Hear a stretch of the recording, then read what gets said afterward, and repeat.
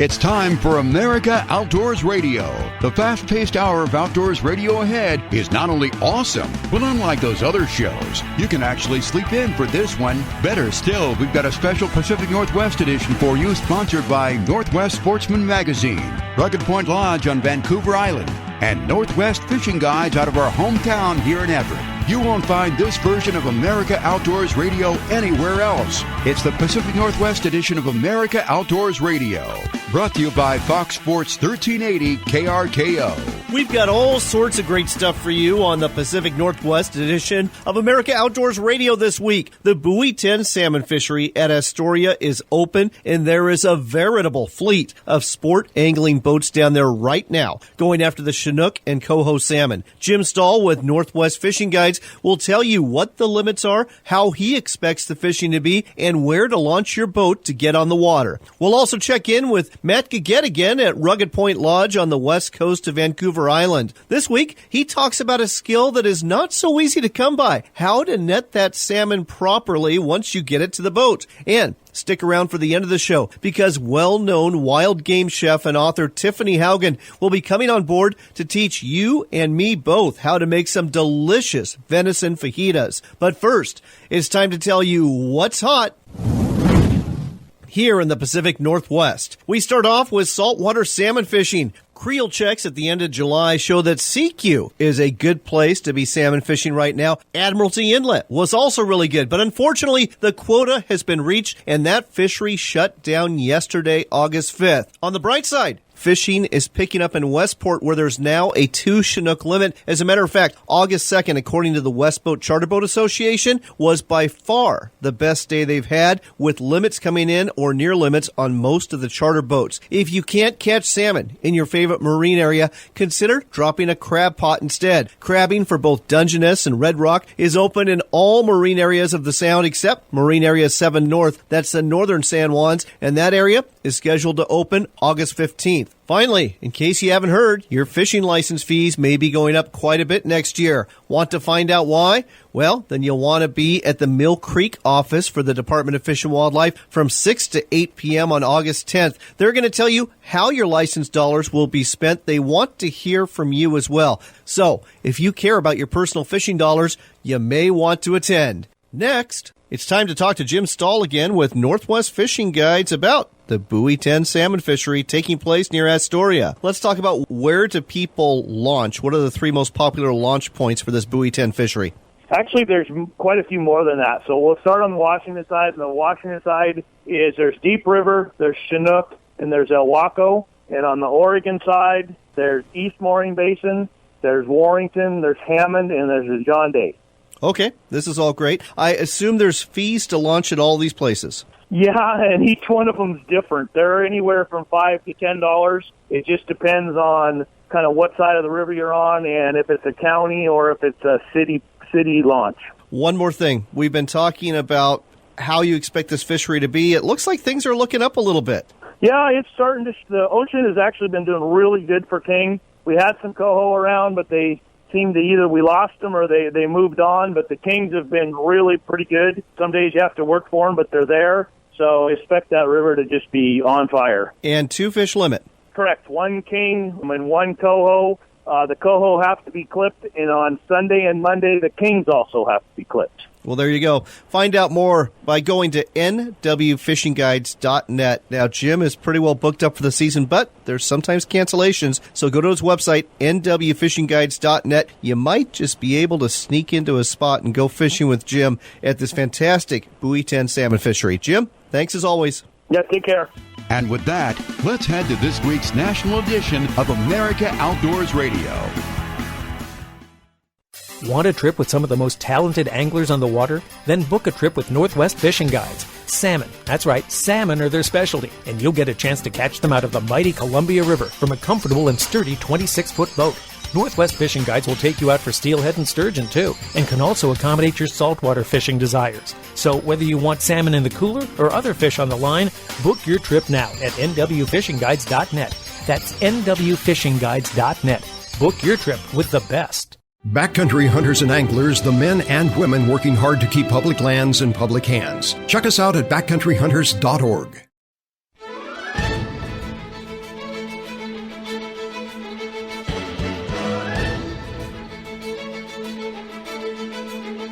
It's time for America Outdoors Radio, the show that covers the outdoor scene across the U.S. of A. and the entire continent. Fishing, hunting, conservation, outdoor recreation, and great destinations. We cover it all every week. It's your country, your outdoors. Let's explore it together with your host, John Cruz. Is anyone else out there worried about this presidential election? I'm torn. I truly am. I consider myself a conservative, but the Republican Party has adopted a platform at their convention this year to turn management of many of our Forest Service and BLM lands where we recreate over to the states, who have no budget to manage them and will more than likely sell them off to the highest bidder. If you're an angler, a hunter, a hiker, or camper who tromps through the vast places where every man has his share of the kingdom, this should scare you. Because if this scenario plays out, you will lose a lot of access to these public lands. What else ought to scare you is, Mr. Donald Trump. I have no idea if he listens to anyone but himself in the mirror. He doesn't suffer disagreement. He holds grudges, and he shoots, or should I say tweets off the hip instead of, maybe waiting for a few hours or even minutes to figure out what's going on before weighing in on this, that, or the other thing. On the other side of the coin, though, is Hillary Clinton and the Democrats. Every time a terrorist act happens, she and her fellow Democrats immediately call for gun control, as if gun control would have prevented what happened in Orlando or Nice, France, where the terrorist used a truck. I'm a strong believer in my right to keep and bear arms and believe you have that right as well. But believe me, if Hillary is elected and more left-leaning Supreme Court justices are elected, those rights will erode in a hurry. And some of those firearms that you own or may want to own may become unavailable to you. I don't know about you, but the last 8 years doesn't feel like really good ones for our country. We are angrier and more divided than ever, and our Congress has gridlocked to the point where nothing, and I mean nothing, of import seems to get done. But what to do? I'm afraid I don't have an answer for that yet. So, let's talk about what's coming up on our show instead. A show that focuses on outdoor recreation like fishing, hunting, and the shooting sports. We'll be tackling the first subject when we check in with well-known outdoors writer Dave Zobe. He was fishing in the Yukon Territory recently, a place that is utterly foreign to the vast majority of us. That's why it's nice to have guides and writers like Dave fill us in on what it's all about. Personally, I love fishing north of the lower 48. I suspect many of you do. In fact, have you ever considered buying land in Canada? You can in certain places, and it might be a heck of a lot cheaper than buying recreational land in the area you live in. We'll be talking to Rudy Nielsen from Neho Lands in British Columbia, who's going to tell you more about this. If you are a hunter or a wildlife watcher, you probably own a set of binoculars, but do you have the right equipment and knowledge to take care of them in the field? Rick Young, a man who makes a living selling binocular harnesses and accessories, does, and he'll spend a little time with us giving you some advice on how to keep your optics working the right way they ought to when you need them most. What else do we have for you? There's some new boats coming on the consumer market that look like a Zodiac raft on steroids with lots of aluminum thrown in. If you're looking for a stable, virtually unsinkable saltwater fishing or adventure boat, you'll want to hear what Micah Bowers has to say about his life-proof boats that are built in Bremerton, Washington. What else do we have for you? How about a step-by-step tutorial about making jerky at home, whether it be from duck, goose, or beef? We've also got some offbeat news about unexpected predators found in California and weird colored fish caught off the coast of Alaska, and of course, our Trail of Shame segment. In other words, it's going to be a full hour of the outdoors, but before we go any further, let's head north towards the Yukon. Next on America Outdoors Radio, we're talking to Dave Zobe about fishing the Yukon Territory. Dave, welcome to the show. Hey, thanks a lot. So, Dave, you drove up the Alcan Highway, and you got to Whitehorse, which is the capital of the Yukon Territory, and that's really not that big of a town, is it? No, it's about 30,000 people, but it is the capital, and it's a good place to stop for a couple days because you've driven for quite a few days, and it's a good place to maybe rest and do some fishing. So go ahead and give our listeners a brief overview of the fishing you did there in the Yukon Territory. Well, because it's so big and these rivers are so unknown to me, I contacted the guide up there, Steve Hahn. As far as how he's the only fly shop and the only person doing fly fishing adventures. There's a lot of people doing walleye and big lake trout type of guiding, but for the river fishing that he does, he was the only one. And we set up a kind of a loose schedule, and he asked us what we wanted to do. I had a friend with me, And the first day we fished the Takini River, which is maybe about 45 minutes from Whitehorse. We were the only boat on the river, grip boat that also has a jet motor on it, so he can go across lakes and things like that. Then he can just sit at the seat and row. But the grayling were everywhere. You could see them in the water.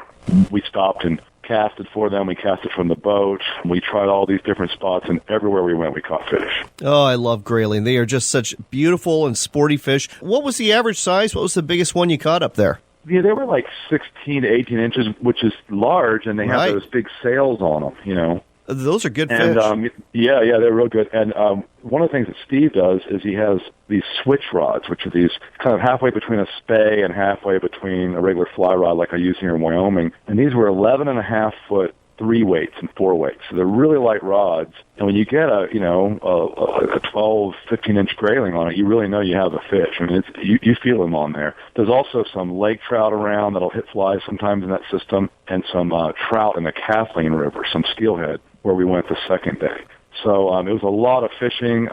It wasn't like we were looking around for places to fish. It seemed like everywhere we went, the water's crystal clear, beautiful. You can see down into the runs, and there were fish everywhere we went.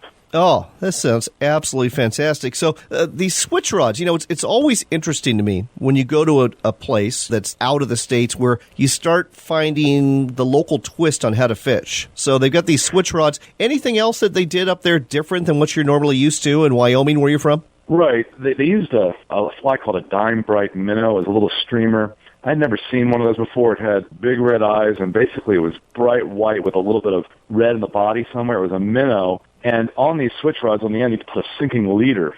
So you're getting down to depths I'm not used to. Usually we use an indicator, we use a couple split shot. But these are bigger rivers than what I'm used to. We fish the North Platte here in Casper, and in the middle of the winter you can walk across it. Sure. But these are not those kinds of rivers. These are big, blue Canadian rivers. You're out there in the middle of nowhere. I kept looking around for moose, and maybe I was hoping to see a wolf or something like that, but you really know you're in the wilderness when you're out there. But these Dime Bright minnows, the fish just couldn't resist them, and I really think I want to try those flies down here because they make them in a lot of different colors.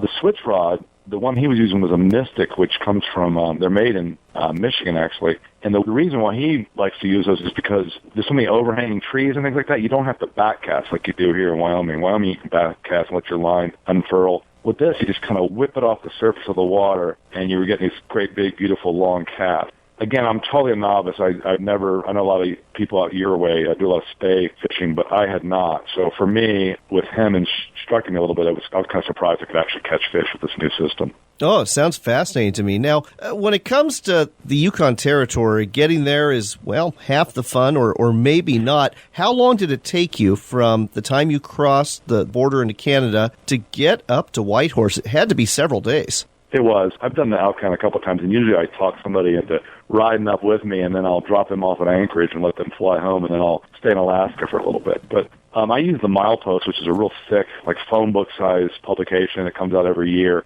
and it shows you the maps. It shows you what towns to stop in, where they have coffee, where you can do laundry, where you can have showers, and where all the campgrounds are. The great thing about Canada is they have all these government campgrounds that are, $12, $15 piece. They give you firewood, and you're on these beautiful lakes.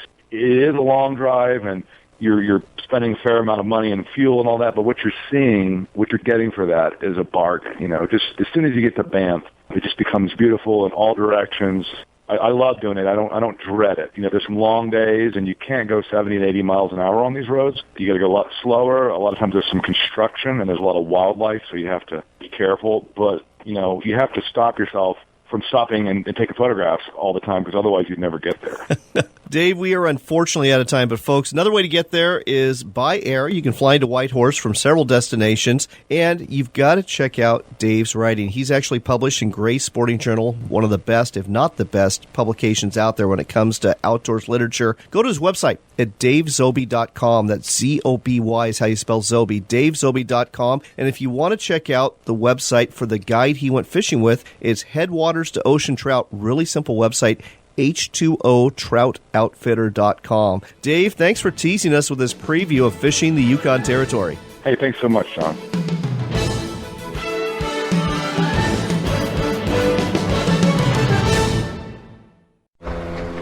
Limit Out Performance Marine is your West Coast Phoenix, Larson, and Alumacraft boat dealer. We also offer full service for your Mercury and Yamaha outboard and have complete parts and tackle store for your every boating need. We'll not only provide you with full service for your boat, motor, and trailer, but we'll also educate you on how to better operate and maintain your boat so you can have a better experience in the water. Visit us at 421 5th Avenue Northwest in Pacific or go online to limitoutmarine.com.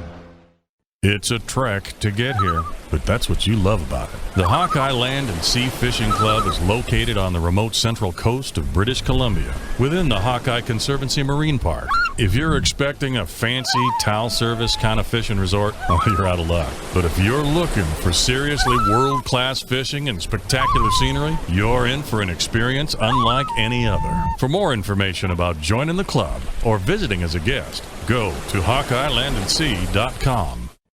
Life-Proof Boats is the Northwest factory direct boat manufacturer that builds the highest grade aluminum boats. Our flotation stabilized watercraft are virtually unsinkable and incredibly stable. Our boats are so rugged they're used not only by fishermen but also by the government. Choose from an existing model or let us build you a completely new design. All aluminum boats are not created equal. Find out why we're a step above and about our loyalty program by going to lifeproofboats.com. Lifeproofboats.com for the innovative boat of a lifetime. Tom and Jerry's Boat Center in Mount Vernon is Washington's largest Hughes Craft and Kingfisher aluminum boat dealer. As a leader in sales, service, and fun on the water, Tom and Jerry's only purpose is to make sure you end up with the right boat for your family's needs at a price that will make you smile. Whether it's a new Hughes Craft or Kingfisher or a new Yamaha or Honda outboard, Tom and Jerry's can take care of all your needs. Check us out at tomandjerrys.net and we'll see you on the water. Want a trip with some of the most talented anglers on the water? Then book a trip with Northwest Fishing Guides. Salmon, that's right, salmon are their specialty, and you'll get a chance to catch them out of the mighty Columbia River from a comfortable and sturdy 26-foot boat. Northwest Fishing Guides will take you out for steelhead and sturgeon too, and can also accommodate your saltwater fishing desires. So whether you want salmon in the cooler or other fish on the line, book your trip now at nwfishingguides.net. That's nwfishingguides.net. Book your trip with the best. Hughes Craft is the Pacific Northwest best-selling boat. It's a family fishing boat that has been providing the most safety, fishability, and the best value to Northwest boaters since 1948. Hughes Craft's welded aluminum boats are built for serious fishermen with plenty of room for fighting fish, not the rest of the crew. Our state-of-the-art design allows for pure fishing functionality and the durability to last season after season, year after year, and decade after decade. To find the Hughes Craft dealer nearest you, visit HughesCraft.com. Some of the best saltwater fishing you'll ever experience is taking place off Vancouver Island this year, and Rugged Point Lodge is where you need to go to catch them. Rugged Point Lodge offers comfortable accommodations, great food, and the chance to catch a limit of salmon, halibut, or lingcod mere minutes away from the dock. Better still, it's not too late to book a trip for this summer to take advantage of what promises to be the best salmon fishing in a generation. Book now at ruggedpointlodge.com. ruggedpointlodge.com, where fishing dreams come true. At Tillamook Country Smoker, for 3 generations, we've made jerky with our hands and our hearts. We cut hardwood from the coastal forest. We blend the spices in every batch, following a family recipe. We feed the fire with real wood and stand watch until it's part of the beef. This is all natural, time-tested perfection in texture and flavor. You can taste the truth in every stick, every bag, and every bite. Tillamook Country Smoker. This is jerky done right.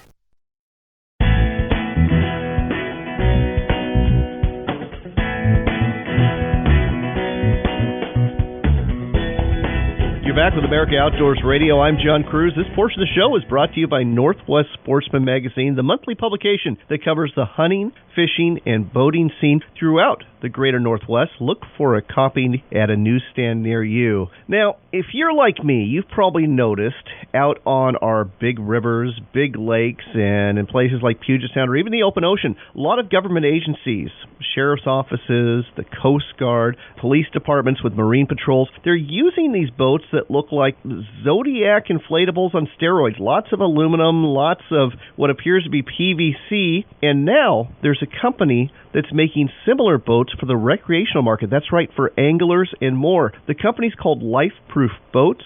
They make everything from 18-foot runabouts to 40-foot long vessels. With us here to tell us more is Micah Bowers. Micah, welcome to the show. Hey, John. How are you? I'm doing good, but you've got to go ahead and educate me real quick. You know, these boats, like I said, from outward appearances, they look like these huge Zodiacs with all sorts of aluminum built on top of them. What are they actually made of?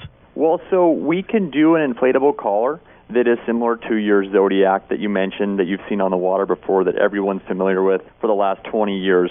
However, a lot of our customers, they've asked for something a little bit more rugged, a little bit more heavy-duty, something they don't have to worry about when they take it out fishing, and they've got big hook and sharp spears. And so what we do is we put foam in that collar. So now you don't have to worry about if you puncture it. It's a passive system, and it's what we call virtually unsinkable. Nice. And so here's the next question. This sounds actually very impressive just out of the get-go, but why is this better than a standard aluminum or a standard fiberglass boat? Well, there's a couple aspects that work into all of our vessel designs. For one, because we have the flotation collar systems that provide all this buoyant flotation, we can raise our deck level and give you a really fast self-bailing deck. So now you take a wave in the boat, you take water in the boat, and you don't have to worry about that water compromising your stability. It'll all self-bail out of the deck, and then all of our decks are welded 100% with aluminum to help make that boat stronger and then to help make it a self-bailing aspect. Very nice. So these collars you're talking about here, are they subject to weathering? Foam that we use is a polyethylene product, and it's actually a molded plank when it comes into our door. And what we do is we take that molded plank, we have a computer designer here who grafts that shape into the computer, and we actually cut it out on a computer-controlled hot wire machine to give it that shape on the side of the boat. And the reason why we use a polyethylene foam is for the fact that it doesn't break down with gasolines or other nitromethanes like your standard two-part mixed foams. Fascinating. Absolutely fascinating. So getting back to my original question, though, when it comes to weathering, when it comes to the sun and the elements, how does it stand up compared to aluminum and fiberglass boats? Well, I heard you mention earlier that PVC. Well, PVC is one aspect of it. You can use a PVC coating over that foam, which is the colored material you typically see in all our pictures. The PVC material, some of them have a UV stabilizing product to it to help make them last the 15 to 20 years that they need. However, we tend to use a lot of polyurethanes because they're a stronger material, better abrasion resistance, and they actually have a better UV coating on the outside of them. So we tend to use that. We have boats that have been in Maui for a long time, down in the Bahamas, all around the world, in fact, use this same material on their vessels, same material the Coast Guard uses for the fact that it is durable and it lasts a long time if taken care of. All right. Well, so far you are selling me on this concept. I like it. This is innovative enough, but something else that's really innovative that your company does is you have a vented tunnel hole design with an engine that, let me get this straight, it operates as both a prop motor and a jet drive. I've never heard of anything like this before. So the whole point of this company, when we started 2 years ago, was really just to come out with new ideas in the industry, to take the industry to the next level. And we were going to come out with a bunch of different patents. And we were going to sit back and have fun and be happy. But we started to build these boats to test these platforms on, these technologies, and people kept coming to our door, all the vendors. Hey, you guys need to keep pursuing this. Build recreational vessels. Take it to the market.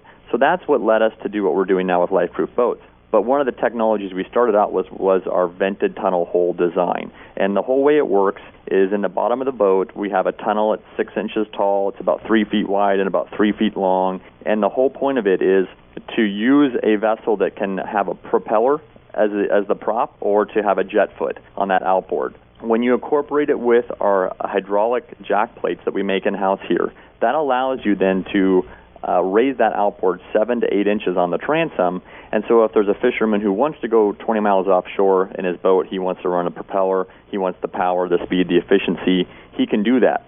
And then the next weekend when he wants to go up into the rivers and the lakes and he wants to run in a shallow water condition, he can take that lower unit off and put a jet foot on it. And what we do is we supply that jet foot with the boat as the package.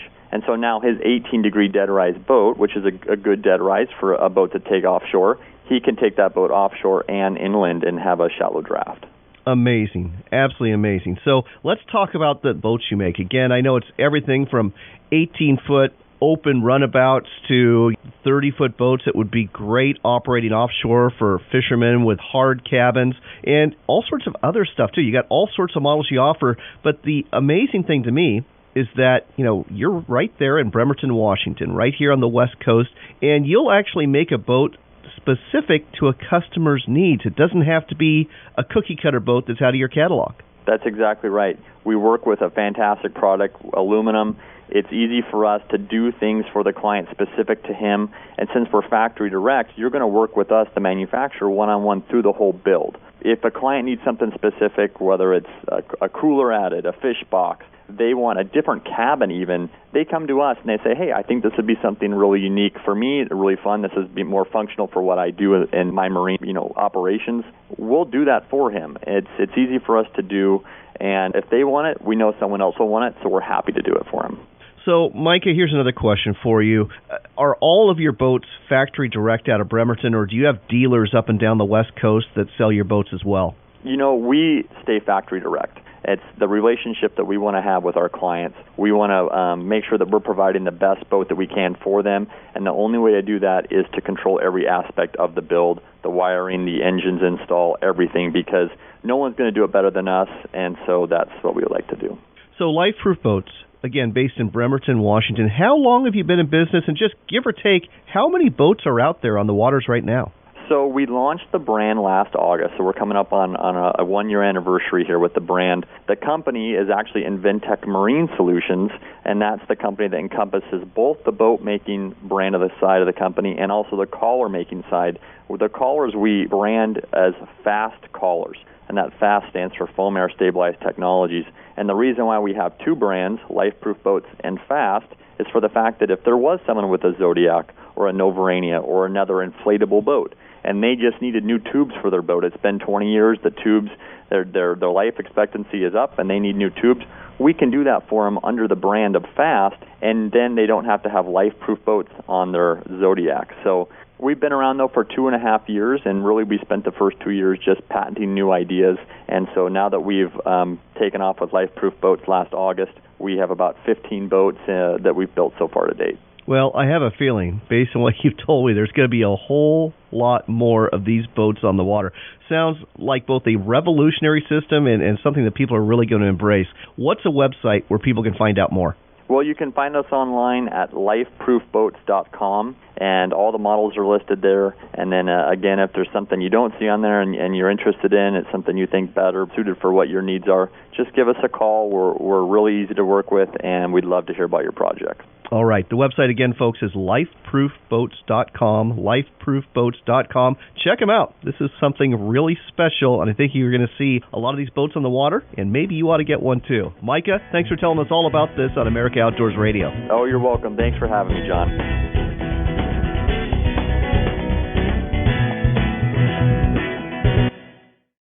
Life-Proof Boats is the Northwest factory direct boat manufacturer that builds the highest grade aluminum boats. Our flotation stabilized watercraft are virtually unsinkable and incredibly stable. Our boats are so rugged they're used not only by fishermen but also by the government. Choose from an existing model or let us build you a completely new design. All aluminum boats are not created equal. Find out why we're a step above and about our loyalty program by going to lifeproofboats.com. Lifeproofboats.com for the innovative boat of a lifetime.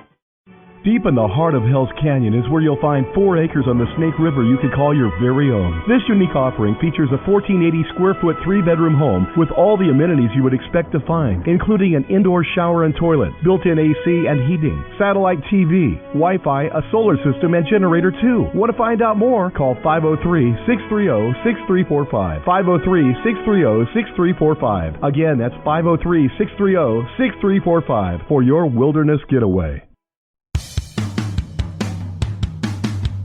It's time for another local shot of the outdoors. It's the Pacific Northwest edition of America Outdoors Radio, and you'll only hear it here on Fox Sports 1380 KRKO. It's time to talk to Matt Gaget again. He's the owner of Rugged Point Lodge off the west coast of Vancouver Island. Matt, I want to talk about something a little bit different here. I've been on my fair share of charter boats, and you have to close the deal by getting that fish in the boat, whether it's with a gaff or with their net. And I've seen plenty of people in my time that just don't close that deal very well, both the angler and the netter. What are some of the techniques that people need to concentrate on to make sure they get that fish in the net and then in the boat? Okay, well, that's a good question. When the fish is getting close, the rod man needs to steer the fish towards the net man. So if the net man should never have his net in the water, the net should be clear of the water, and as the fish is getting close, the rod man should lift the rod up over the net man's head, and the net man should wait until the fish is laying on its side with its head out of the water, and then take a quick stab and net it, and then immediately stand the net straight up. Don't try and lift it up horizontally. You want to bag it and then get the net up vertical. You know, that was absolutely brilliant, and I have seen it done all the wrong ways. I've seen people have that net in the water, and the fish will invariably see it and take a run away from it, or they'll miss. People will stab at the fish, and they'll hit the line, hit the hook, and poof, there goes the fish. So great advice there. Let's talk about gaffing as well. What's the proper way to gaff a fish? Well, it depends on what type of fish it is. Like with a Chinook salmon, if I'm going to gaff it, I'm actually bonk it in the water and then lift it in with the gaff. And we always gaff in the head. With halibut, some of my First Nations guides bonk them in the water, depending where they are hooked, and then flip them into the boat. Well, there you go, folks. Gaffing and netting, it's all about closing the deal, and Matt just gave you some good advice on how you can do it well. Check out his website if you get a chance. It's ruggedpointlodge.com. Ruggedpointlodge.com is the place to go to find out about great fishing vacations off the west coast of Vancouver Island. Matt, thanks as always. Oh, thanks, John. Nice talking to you. Tight lines. There's a whole bunch more of the great outdoors coming your way on Fox Sports 1380. Some of the best saltwater fishing you'll ever experience is taking place off Vancouver Island this year, and Rugged Point Lodge is where you need to go to catch them. Rugged Point Lodge offers comfortable accommodations, great food, and the chance to catch a limit of salmon, halibut, or lingcod mere minutes away from the dock. Better still, it's not too late to book a trip for this summer to take advantage of what promises to be the best salmon fishing in a generation.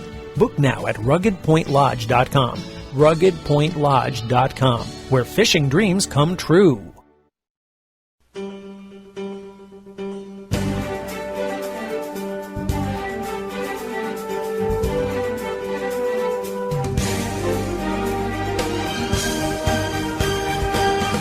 You're back with America Outdoors Radio. I'm John Cruz. This portion of the show is brought to you every week by the American Shooting Journal. It's a publication you need that comes out every month covering the shooting sports, firearms, hunting, and more. Look for it at a newsstand near you. Let's go ahead and talk about a very important accessory for both hunters and for bird watchers, too. It's that pair of binoculars you carry around, but you have to care for them while they're out in the field. With us here to tell us more about this is Rick Young with Rick Young Outdoors. He makes binocular harnesses and accessories. Rick, welcome to the show. Hey, John, thanks a bunch. I appreciate the opportunity to get on board with you. So, Rick, I'm bebopping out in the field. I got my binoculars hanging from the strap that they came with. And what are some things you would recommend before I take another step that I ought to do to protect my binoculars? Well, your binoculars are an extension of your eyes, and you want them in front of you at all times. So the neck strap was a generally great idea, but advancing to a harness to keep them from swinging is the next step. And most harnesses today are fairly uncomfortable, and people complain, but yet they need it. It's the lesser of two evils. So I highly recommend that. So, Rick, your ultra lightweight harnesses, why are they better than what's out there with the competition? Well, we've all used the wide 1-inch strap harnesses for years, and they've got a nice big leather patch on the back, and they support the binoculars to a point until they start stretching out and the binoculars reach your belt line. The system that we've got here doesn't stretch out, and it has a single point of adjustment as opposed to 4 adjustments on your standard harness. What that means is when you change your clothing, you can quickly readjust the tension on your harness and bring the binoculars back up to your chest where they stay. And the thin straps that we built this out of don't vibrate in the wind like a 1-inch wide strap. That vibration it transmits into the glass and blurs your image, and it's irritating as all heck. And the other key important thing is you can wear our 1 ounce harness 5 different ways on your body, and still you can disconnect the binoculars from the harness with hardware that's designed to work even when it's frozen without breaking. Very interesting. Protecting that binocular that you're talking about, say with a cover in the field, that's important to keep the dirt and the snow out of the thing, but it's not totally essential in good weather. So it needs to be kind of a convertible system. And we do manufacture 2 systems. One's a complete neoprene cover, and then another one is made out of ripstop nylon. Virtually waterproof, but yet 2 completely different systems. Well, let me ask you about that, Rick. So the nylon one, obviously, that's for your typical fall, spring hunting situations, or even summer if you're out there bird watching. But the neoprene, why is that a good idea? What's the application for the neoprene cover? Well, the expense of binoculars today is through the roof, and so the neoprene isn't totally needed to keep the dirt off. The lightweight ripstop nylon would do that, but what the neoprene does different is it protects it against impact. When you set them down on a rock or let's pretend they're in the backpack and you've got other stuff grinding on them and you're stacking weight on top of them, it's an excellent way to protect the value. And even in travel at the airport or something, when you wrap these in the neoprene cover, it gives you that sense of comfort. I know that when I drop my binoculars, which does happen every now and then, if they have that neoprene cover on there, I don't cringe anymore. It's like, okay, they're still okay. So, Rick, let me ask you another question here. Lens cloth, lens cleaner, obviously people carry them for their cameras, but do they need them for the binoculars? Can't they just wipe off dust or whatever with just their T-shirt? Well, a lot of people do, but the problem with that is the dust scratches the glass, and some people will squirt a little fluid on there or blow their breath on there to get condensation, and that's great. But I do have a better tip for them. When you've got dust on there, it's nothing but fine sand. And you may cringe, but take your tongue, wipe that off first, and all the dust comes off. And now use your lens cloth cleaner. One, it keeps it from getting super grubby, but at the same time, you're not grinding rocks in there. The other thing I'll mention, on the market, you'll find those lens cleaning pins, which is it's like a felted rubber plunger, and the dirt sticks to it, and they tell you to swirl it around and clean it off. But what you're doing is you're grinding that dirt over and over and over onto that protective lens cover or protective lens coating, and it's a terrible idea. All right. Well, you've left me with 2 things here. Number 1, don't get the little lens pen. And number 2, I just going to have these visuals of people licking their binocular lenses now for months. So I don't know whether to thank you for that or not, but I guess I'll try it the next time I'm in the field and see what my hunting partner says when I do that. Oh, yeah. It's the safest way. I mean, I've got older pair of Swarovskis that date back in the 90s, and the glass is absolutely perfect shape. It's kind of like washing your car. You're not going to rub the dirt off first. You're going to wet it down and wash it off with a lot of water. It's just kind of the same thing. All right. Well, there you go, folks. If you've learned nothing else today, you know that licking your binocular lenses is a helpful exercise. We've got to go. But, folks, if you want to find out more about what Rick Young has got for your binoculars in terms of covers and lens cloth and cleaner, and especially his lightweight binocular harnesses, go to his website. It's rickyoungoutdoors.com. That's rickyoungoutdoors.com. Rick, thanks for sharing this with us on America Outdoors Radio. Thank you, John. Appreciate it. Here's a question for you. Have you ever tried making jerky at home? If you're lucky, you've got a dehydrator or a smoker. If not, you can use your oven. Hank Shaw, a well-known wild game chef and the author of Duck, Duck, Goose, has got a few tips that will work for either duck jerky or, I suspect, beef jerky too. First off, you need to cut those duck, goose, or beef, think London broil here, into strips that are about a 1/4 inch wide. Hank likes to use a brine consisting of water, Worcester sauce, kosher salt, curing salt, sugar, cayenne, garlic powder, thyme, and porcini powder. Me? I use Yoshida's marinade for just about everything. Whichever you use, make sure you massage that meat well and work that brine into it. Then, put it all into a Ziploc bag, throw it into the fridge, and cure it. How long do you cure it? Well, 24 to 48 hours. That's right. Don't go short. Don't go too long. 24 to 48 hours, that's the key. According to Hank, the longer you cure it, the saltier it will be. Make sure you swirl that marinade around a few times too while it's in the fridge to ensure all the meat is getting the marinade on it. After that, you take it out. Pat the meat dry with paper towels. If you have a dehydrator, set it for 130 degrees. If you're like me and you don't, simply lay the strips on a wire rack set over a baking sheet to catch the drippings. Then put that in the oven. Turn the oven on warm and leave the meat in there for 6 to 8 hours. You want it dried out but still pliable. Hank also recommends leaving the oven door ajar for circulation. And with that, voila, you've got jerky. Now, if you follow Hank Shaw's recipe, it's probably going to turn out pretty good. Or, if you make jerky like I do, you'll probably have something that tastes like leather soaked in Yoshida's marinade. That's why you'll often see me heading to the store, shaking my head in disgust after my jerky-making adventures, where I'll pick up some of the good stuff. My favorite is made by Tillamook Country Smoker. Yep, it's made in Tillamook County, Oregon, the same county where they make that really good cheese and even better ice cream. I've got to admit, Tillamook Country Smoker's jerky tastes really good too. Way better than my Yoshida's smoked leather. And you can find it in stores all over the country. So, whenever you are craving jerky or steak bites or flavored beef sticks for the duck blind or for fishing or to get some protein in you while you're hiking, you'll be able to find some of these tasty snacks at a store near you. So there you go. You can follow Hank Shaw's recipe out of his great book, Duck, Duck, Goose, and have some good, if not great, jerky in about 2.5 days. Or you can follow my advice and have something you won't like so much in that same time frame. Or you can run down to your nearest grocer and in about 5 minutes have some great jerky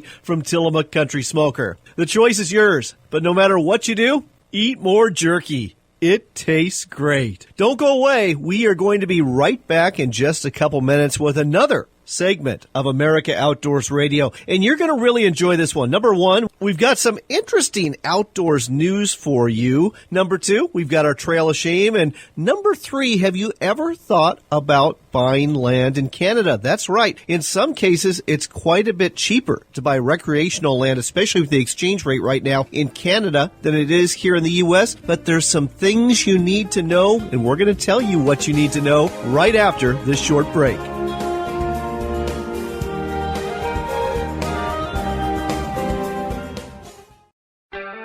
Tom and Jerry's Boat Center in Mount Vernon is Washington's largest Hughes Craft and Kingfisher aluminum boat dealer. As a leader in sales, service, and fun on the water, Tom and Jerry's only purpose is to make sure you end up with the right boat for your family's needs at a price that will make you smile. Whether it's a new Hughes Craft or Kingfisher or a new Yamaha or Honda outboard, Tom and Jerry's can take care of all your needs. Check us out at tomandjerrys.net, and we'll see you on the water. Hughes Craft is the Pacific Northwest best-selling boat. It's a family fishing boat that has been providing the most safety, fishability, and the best value to Northwest boaters since 1948. Hughes Craft's welded aluminum boats are built for serious fishermen with plenty of room for fighting fish, not the rest of the crew. Our state-of-the-art design allows for pure fishing functionality and the durability to last season after season, year after year, and decade after decade. To find the Hughes Craft dealer nearest you, visit HughesCraft.com. Lance Campers makes the ideal base camp for all of your outdoor adventures. We've been in business for over 50 years, and we specialize in making quality, lightweight campers for your pickups as well as trailers you can tow. If you own a half-ton truck, you'll want to check out our new 650 truck camper, made especially for half-ton short bed pickups. Find out more at an RV dealer near you, and be sure to check out the entire product line at lancecamper.com. Lance Campers, quality campers for you. Everyone knows Kodiak Island is one of the best places in Alaska to go fishing. You can pay a lot of money to go with a guide or stay at a lodge, or you can do it yourself. There are over 100 miles of roadway on Kodiak Island leading to streams and lakes full of trout, salmon, and char. How to get there? With Budget of Kodiak. Located at the airport, we offer daily and weekly car rentals, as well as discounts for military and AARP members. Contact Budget of Kodiak and explore. The Veterans Forward Operating Base, or VFOB, is a group of outdoor companies who have joined forces to support our nation's veterans and first responders. Only 1,000 lifetime memberships are being offered to allow you to be part of this mission, with amazing benefits including a numbered challenge coin, sticker, lapel pin, grunt-style t-shirt, $5 off a Tactical Squirrel monthly subscription box, and entry into a raffle of VFOB products valued at over $3,000. Support those who have served and sacrificed for our freedoms. Join VFOB today. Learn more at veteransfob.com.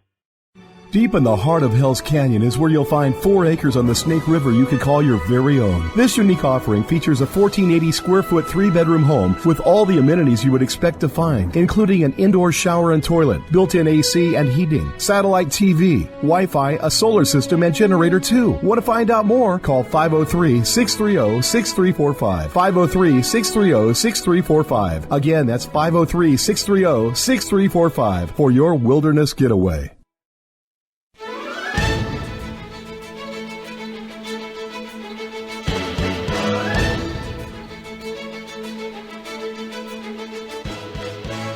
You're back with America Outdoors Radio. I'm John Cruz, and it's time for some outdoors news. And this portion of the show is brought to you by California Sportsman Magazine. It's the monthly publication that covers the fishing scene, the hunting scene, and just about everything you might want to do outdoors in the great state of California. Look for a copy at a newsstand near you. Here's a question for you. It's a true or false question.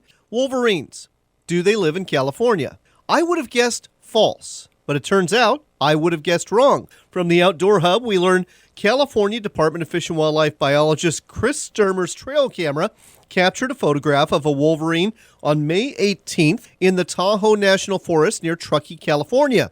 Until 2008, it was believed that wolverines were extinct in California, but since then, the Department of Fish and Wildlife has been tracking this particular wolverine, nicknamed Buddy. He's been captured on camera a couple of times now, but unfortunately for Buddy, he's around 9 years old, which means he's reaching the end of his natural lifespan. Once this wolverine dies, it's unlikely another one will be spotted for quite some time in California, though one can hope Buddy has a few like buddies out there in the forests of this big state. In other news from the Outdoor Hub, have you ever heard of a blue lingcod before? I'm serious. I'm talking about a lingcod with turquoise blue meat. They exist, and there is photographic proof they do, no less. One of these rare fish was caught by an Alaskan angler this past month, and he showed off the turquoise blue fillets of this fish on his Facebook page. It turns out this happens on rare occasions due to a bile pigment in the fish called biliverdin, which turns the blood serum of the lingcod and the fillets into something resembling a Smurf fish. Now comes the next big question. If you caught one, would you eat it? You can. It seems that once cooked, the blue color vanishes completely and the fish are perfectly safe to eat. I dare you to eat the blue sushi, though. Next, it's time for our Trail of Shame. It's time for the Trail of Shame. Shame, shame on you. Shame, shame on you. Stories of poachers, scoundrels, and other ne'er-do-wells, so if you see someone committing a criminal act on the water or in the field, turn them in. It's the right thing to do. Did you ever wonder what the most common hunting violations are? Well, the folks at Montana Fish, Wildlife, and Parks can tell you what they are in their state, and I'll add my own editorial comments to go to each one. One of them is failing to obtain permission from landowners before hunting on private property. That's called trespassing, and it's a pretty sure way to get a ticket or maybe even land yourself in jail. Wasting part of a game animal suitable for food is another one. If you're going to shoot a critter, you are obligated to eat it. It's just that simple. Failure to properly validate a license tag or to securely fasten the tag in a visible manner to a game animal immediately after it is taken and before it's moved or transported from the kill site. Sometimes this violation is intentional, sometimes not so much. And speaking of intentional and other times not so much, here's another one. Taking game from the wrong hunting district. Another violation, using someone else's tag on a game animal you killed or tagging a game animal that someone else killed. You shot it, you tag it, no exceptions. This violation, shooting game animals on or from any public highway. Really? Who really thinks hunting happens from the highway? Get real, folks. Okay, how about this one? Taking game without a license or the proper permit. That's another no-brainer, no comment needed. Failure to validate a big game tag. Yep, you've got to do that. And not leaving evidence of the sex or species of the game animal attached. I know, you want to clean that animal in the field, but you've got to leave certain body parts on the body, whether it be birds or bucks, until you get home. There you go. As you can see, some of these are honest mistakes, while others clearly are not. But now that you know what the most common violations are, you can avoid making these mistakes yourself. After all, the last thing I ever want to do is to see you break the law and walk the trail of shame. Shame on you.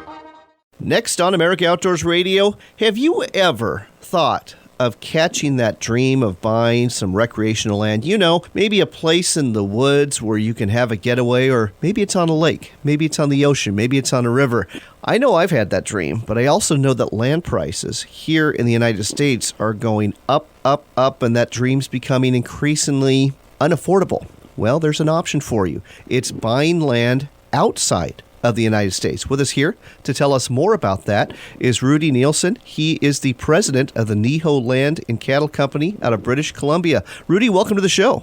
Thanks for inviting me. So, Rudy, buying land north of the lower 48, I always thought there were some restrictions in most of the provinces about buying land and having title to it. John, most all provinces have a restriction to foreign ownership except British Columbia. We have never put any legislation in that stops any foreigner from buying land in British Columbia, unlike, for instance, Alberta, where you have to be a resident of Alberta, and in Saskatchewan, where you have to be a Canadian citizen. So we have no restrictions whatsoever in British Columbia about foreign ownership. So I'm guessing this is a double-edged sword, though, because my understanding is prices for homes in residential areas in Vancouver, just like they have in Portland and San Francisco and Seattle, have gone through the roof. And I understand a lot of that is because of foreign ownership. Yes, that's correct. Our house prices, I've been in this business close to 50 years now. I've never seen house prices go up so dramatically as right now. What we've done is we've sold these houses on bidding wars. If you list a house for, say, $3 million, somebody will offer you $3.5. So it's been a really, really tough market for the local people to keep up with. So what's happening is that the lower mainland, where Vancouver is and Burnaby is and West Vancouver, which is we call the lower mainland, people have sold their houses, picked up $3-4 million. Remember that in Canada, all our houses, when we sell our residence, it's tax-free, so we pay no tax. Oh, wow. So people are retired. So it's happening, but you have to find another home. So what's happening, these people now have to move up farther in the valley or farther into British Columbia to keep their $2 million. They'll buy another house for $1 million, which is probably better than the house they sold for $3 million, and pocket $2 million tax-free. Crazy. Absolutely crazy. So let's talk about U.S. investors or people who want to buy recreational land, because you sell the whole gamut. I've been on your website a number of times, and you can buy everything from 5-acre lots that are on or close to a lake to, waterfront retreats on the ocean or rivers or lakes or huge cattle ranches. You sell it all. And it looks like the further north you go, the more affordable it becomes.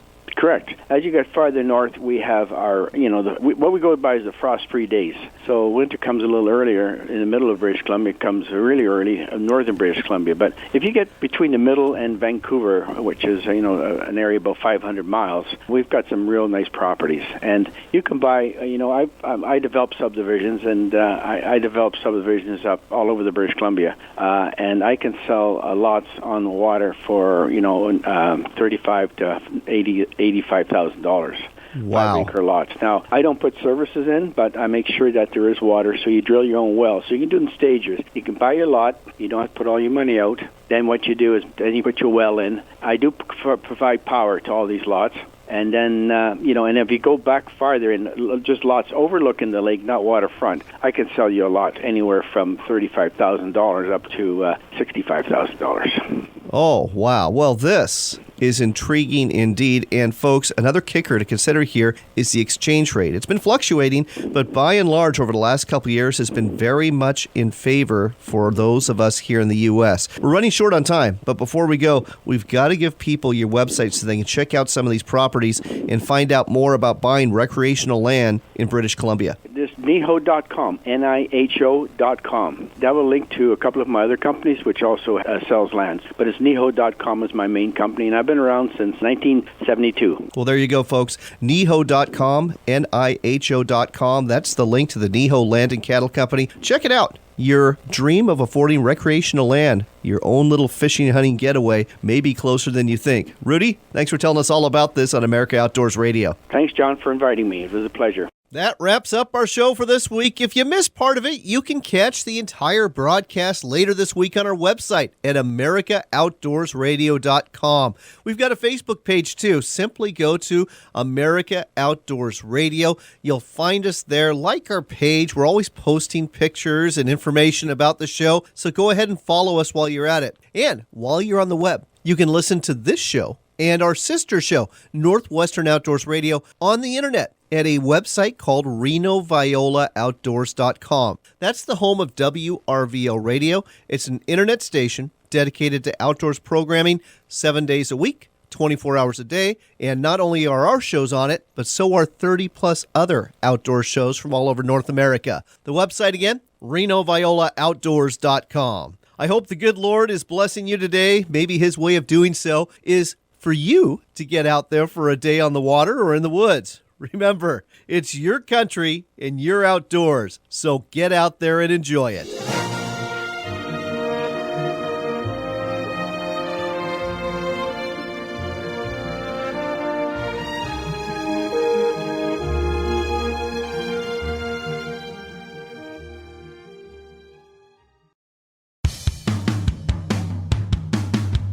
It's time for another local shot of the outdoors. It's the Pacific Northwest edition of America Outdoors Radio, and you'll only hear it here on Fox Sports 1380 KRKO. Next up, we're catching up with Tiffany Haugen. She's that wonderful outdoors cook. She's here with Cook with Cabela's. She's putting on seminars, and one of the seminars has to do with making something that looks incredibly tasty, venison fajitas. Tell me more. Awesome. Yes, these venison fajitas, they can actually be used with venison, duck, goose will be great in these, but really easy. You can make your own rub up if you want to, your own fajita rub, or you can buy a packaged fajita rub. And basically, I'm just going to take the venison, slice it really thinly, and that way you'll be able to absorb all those great spices. If you've got a piece of meat that's a little bit tough or gamey, you can actually let it sit in the rub overnight, or you can just put the rub on and be ready to cook. And of course, you want to slice up your onions, slice up some bell peppers, make it really colorful. Those are the makings of some good fajitas. The spice rub has quite a few ingredients in it, but all these flavors really layer in there and make for a great dish. You can prepare it ahead of time. A lot of time I'll make this in big batches, so it'll be ready anytime. I could take it camping,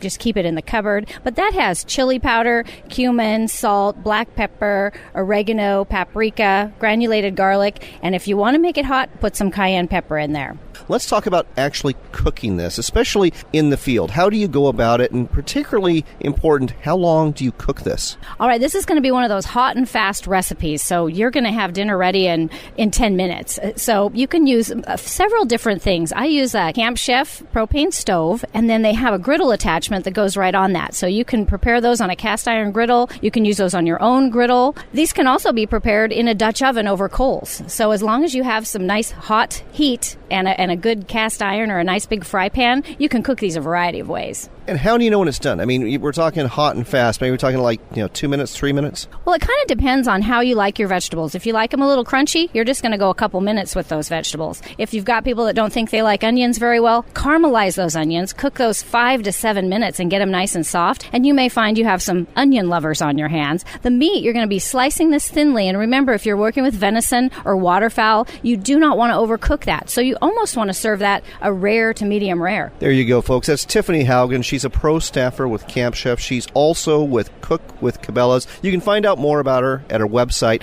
TiffanyHaugen.com. And you've got some great books that cover this sort of thing too, don't you? Yes, this very recipe is in my Cooking Big Game. So if you're looking for ways to cook venison, wild boar, or bear, that book is for you. That's Tiffany Haugen. Thanks so much, Tiffany. Oh, thank you too.